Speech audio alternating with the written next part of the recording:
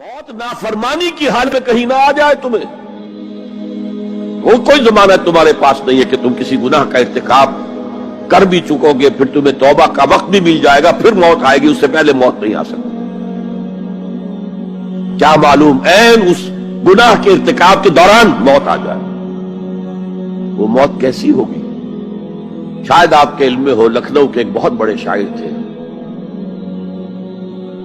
اور ان کی موت بہت ہی مکروہ حالات میں واقع.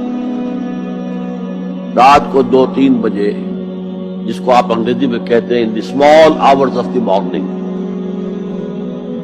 شراب خانے سے نکلے, نشے میں دھت, چکر آیا, گرے,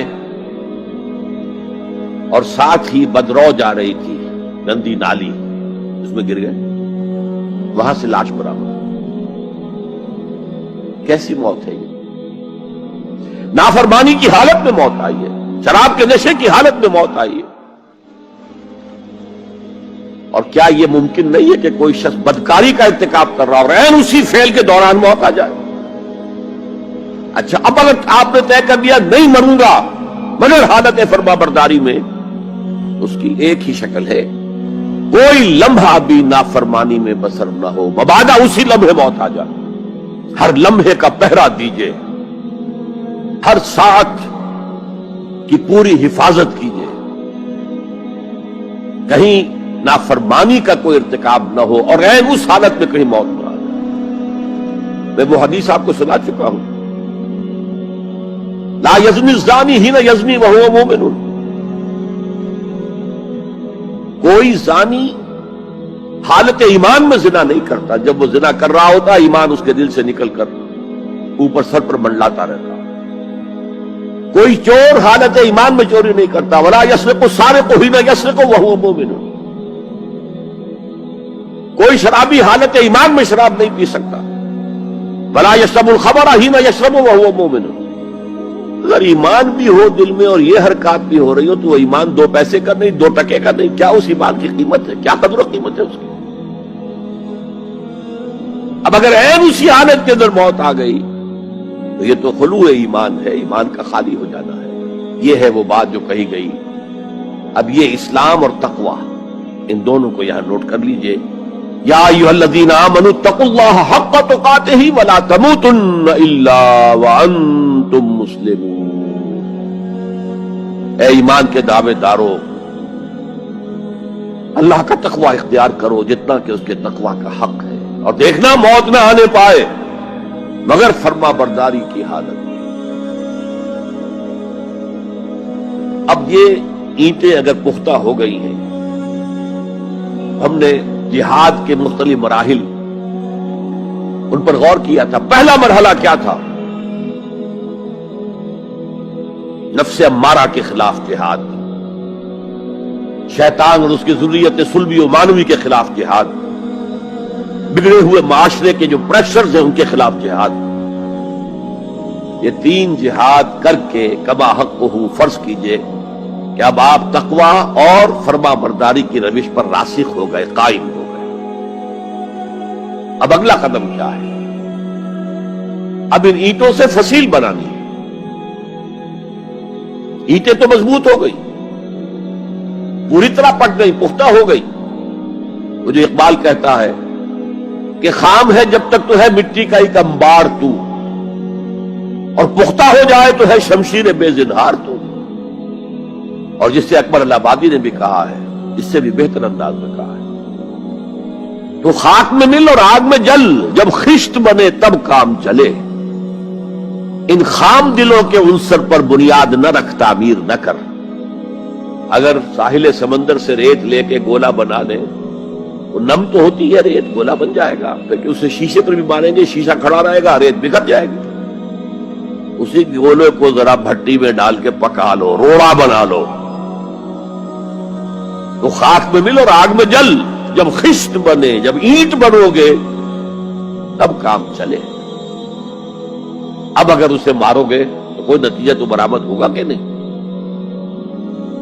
تو یہ پختہ افراد کی شخصیت کو پختہ کرنا. جو حیات اجتماعی اس کو نظر انداز کرتی ہے، جیسا کہ میں نے عرض کیا تھا، پہلی منزل تعمیر نہیں کی، دوسری کے اوپر چڑھا ہو گئے، دوسری ہے نہیں، تیسری جو ہے وہ ہوا کے اندر اس کی تعمیر ہو رہی ہے۔ ہماری بہت سی ناکامیوں کا اصل سبب یہ ہے۔ حضور نے پہلے افراد کو تیار کیا ہے، افراد کے ہاتھوں میں ہے اقوام کی تقدیر، ہر فرد ہے ملت کے مقدر کا ستارہ، اور ہر حیات اجتماعی یا کوئی تنظیم ہو، کوئی جماعت ہو جو اسلام کی سربلندی کے لیے کام کرنا چاہیے، اسے سب سے پہلے پختہ کردار والے افراد تیار کرنے ہوں گے۔ یا ایھا الذین آمنوا اتقوا اللہ حق تقاتہ ولا تموتن الا وانتم مسلمون۔ اب دوسرا نقطہ کیا ہے؟ ان کو جوڑنا ہے، اب اینٹوں کو جوڑنا ہے۔ And for that you need a cement substance۔ پچھلے زمانے میں چونا وغیرہ ہوتا تھا، چونے سے جوڑا جاتا تھا، آج کل سیمنٹ ہے۔ اگر یہ سیمنٹ سبسٹنس مضبوط ہے تو یہ فصیل اور دیوار مضبوط ہے، اگر یہ نہیں ہے تو چاہے اینٹیں پختہ ہو تب بھی سیلاب کا ریلا آئے گا، بہا کے لے جائے گا۔ اینٹوں کی پختگی کے ساتھ ساتھ ان کو جوڑنے والا مورٹر جو ہے اس کو بھی مضبوط ہونا چاہیے۔ اس لیے دوسرا نقطہ، یہ سہ نکاتی لائحہ عمل، 3 نکاتی لائحہ عمل۔ پہلا تقوی اختیار کرو اور اللہ تعالیٰ کی پوری فرما برداری اختیار کرو، کوئی لمحہ تمہارا نافرمانی میں نہ گزرے۔ اب واعتصموا بحبل اللہ جمیعا ولا تفرقوا، چمٹ جاؤ اللہ کی رسی کے ساتھ مل جل کر اور تفرقے میں نہ پڑو۔ اعتصام عصمت سے بنا، عصمت حفاظت کو کہتے ہیں۔ اعتصام حفاظت حاصل کرنا۔ جیسے آپ دیکھتے ہیں کہ کسی بچے کو اگر کوئی خوف لاحق ہو جائے، کوئی ڈرائے، وہ آئے گا، دوڑے گا ماں کی گود میں آ کر ماں سے چمٹ جائے گا۔ وہ یہ سمجھتا ہے اپنے چھوٹے سے ذہن کے مطابق میں قلعے میں آ گیا ہوں۔ یہ دوسری بات ہے کہ کوئی شفاق انسان، جیسے فسادات ہوتے ہیں یا جیسا کچھ سن 47 میں ہوا تھا، کوئی شفاق بھیڑیا صفت انسان آئے، بچے کو کھینچے ماں کی گود سے، اچھالے اور کسی نیزے میں پرو لے۔ لیکن بچہ یہ سمجھتا ہے کہ میں آ گیا ہوں، پناہ میں آ گیا ہوں، قلعے میں آ گیا ہوں۔ تو یہ ہے اعتصام۔ اور عجیب بات یہ ہے کہ جو اس سورہ مبارکہ کی جو ہم نے شروع کی ہے آیات، وہاں سے ایک آیت پہلے جو ہے 10ویں رکوع کی آخری آیت، وَمَن يَعْتَصِم بِاللَّهِ فَقَدْ هُدِيَ إِلَىٰ صِرَاطٍ مُسْتَقِيمٍ۔ یہاں حبل اللہ نہیں ہے، جو اللہ کے ساتھ چمٹ جائے تو اس کی ہدایت تو ہو گئی صراط مستقیم کی طرف۔ اللہ سے جڑ جاؤ۔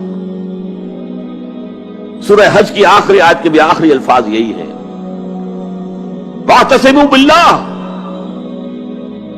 فَأَقِیمُوا الصَّلَاةَ وَآتُوا الزَّکَاةَ وَاعْتَصِمُوا بِاللَّهِ۔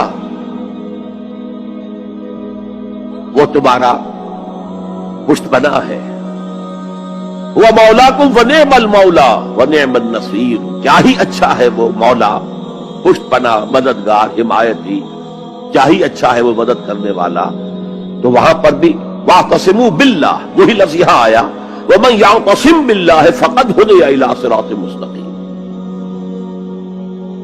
اب یہاں سوال پیدا ہوتا ہے وہ حبل اللہ کون سی ہے؟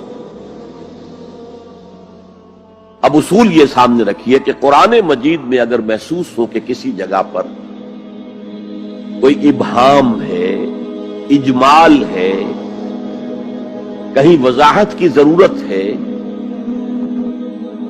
تو یہ حق ہی نہیں، فرض ہے محمد الرسول اللہ صلی اللہ علیہ وسلم کا کہ اس کو بیان کریں، واضح کریں، تبیین کریں۔ انزلنا الیک الذکر لتبین للناس ما نزل الیہم۔ اے نبی، ہم نے آپ کی طرف یہ الذکر اس لیے نازل کیا ہے کہ آپ لوگوں کے لیے واضح کریں وہ شے جو ان کے لیے نازل کی گئی، ان کی طرف بھیجی گئی۔ آج ایک عظیم ترین فتنہ ہمارے ہاں جو ہے وہ انکار حدیث کا ہے۔ وہ گویا کہ حضور کو یہ حق ہی دینے کو تیار نہیں۔ کہ قرآن مجید کی آیات کی توضیح کریں، تبیین کریں، جہاں کہیں کوئی سوال پیدا ہو اس کا جواب دیں. لیکن یہ جان لیجئے یہ حضور کا صرف حق نہیں، فرض. مجھے ایک بڑا تلخ تجربہ ہوا تھا لاہور میں 1973 میں، وہ جو عالمی کانفرنس ہوئی تھی لاہور میں، دنیا کے تمام مسلمان ملکوں کے سربراہ وہاں جمع تھے. تو اس زمانے میں اس آیت کا بڑا چرچا تھا، اخبارات میں بھی بڑے بڑے اشتہار شائع ہو رہے لوگوں کی طرف سے، وَاعْتَصِمُوا بِحَبْلِ اللَّهِ جَمِيعًا وَلَا تَفَرَّقُوا. رکشاؤں کے پیچھے بھی بینر لگے ہوئے ہیں، ٹیکسیوں کے پیچھے بینر لگے ہوئے ہیں، وَاعْتَصِمُوا بِحَبْلِ اللَّهِ جَمِيعًا، بینر آویزاں ہیں سڑکوں پر جا بجا. لیکن میں ایک پریس میں گیا کہ جہاں میری ایک کتاب چھپ رہی تھی اور تاخیر ہو رہی تھی، تو میں ذرا ان سے کہنے گیا جلدی کرو. وہاں ایک صاحب آئے ہوئے تھے اور بدقسمتی سے آزاد کشمیر، جو ہمارے ہاں آزاد کشمیر کہلاتا ہے، آپ کے ہاں وہ مقبوضہ کشمیر کہلائے گا، اس کے وہ محکمہ جو انفارمیشن ڈپارٹمنٹ کے سیکرٹری تھے، اہم تھے. ان کا یہ کیا رہا؟ یہ لا یعنی کلام ہے، بے معنی کلام ہے. وَاعْتَصِمُوا بِحَبْلِ اللَّهِ جَمِيعًا، کہاں ہے وہ رسی؟ کس کو رسی؟ کون سی رسی کو پکڑوں؟ بہت صدمہ ہوا، لیکن کیا کیا جائے؟ اصل میں کمیونسٹ ذہن کے تھے. اب اس لیے وہ اللہ کے رسول نے واضح کیا ہے کہ حبل اللہ کون سا. میں وہ حدیث آپ کو سنا چکا ہوں حضرت علی رضی اللہ تعالی عنہ سے جو مروی ہے، نبی اکرم صلی اللہ علیہ وسلم، ترمذی شریف اور دارمی یا بیہقی میں موجود ہے. تو اس میں یہ الفاظ میں هو حبل اللہ المتین وهو الذکر الحکیم وهو الصراط المستقیم. حضرت علی فرماتے یہ ہے کہ میں نے سنا حضور نے ارشاد فرمایا ان قریب ایک بہت بڑا فتنہ رونما ہوگا، انہا ستکون فتنۃ. میں نے سوال کیا مل مخرج منہا یا رسول اللہ، اے اللہ کے رسول فرمائیے اس سے نکلنے کا راستہ کون سا ہوگا، مخرج کون سا ہوگا، ایگزٹ کون سا ہوگا. یا آپ کے ہالز میں جہاں ایگزٹ لکھا ہوا ہوتا ہے سرخ سی بتیوں کے ساتھ، عرب ممالک میں مخرج لکھتے ہیں اس کو، نکلنے کی جگہ، بھاگنے کی جگہ. اگر کہیں دھواں بھر جائے، کہیں آگ لگ جائے تو بھاگو ان روشنیوں کی طرف، ان دروازوں کی طرف، وہ کھل جائے. تو جب حضور نے فرمایا کہ انہا ستکون فتنۃ، تو حضرت علی کہتے میں نے پوچھا بل مخرج منہا یا رسول اللہ، فرمایا کتاب اللہ، فتنوں سے بچانے والی اور فتنوں سے نکالنے والی شے صرف کتاب اللہ. فیہ خبر ما قبلکم ونبأ ما بعدکم وحکم ما بینکم، اس میں تم سے پہلے جو اقوام تھی ان کی خبریں موجود ہیں، تمہارے بعد آنے والی جو چیزیں ہیں ان واقعات کا تذکرہ موجود ہے، اور تمہارے درمیان جو اختلافات بھی رونما ہو سکتے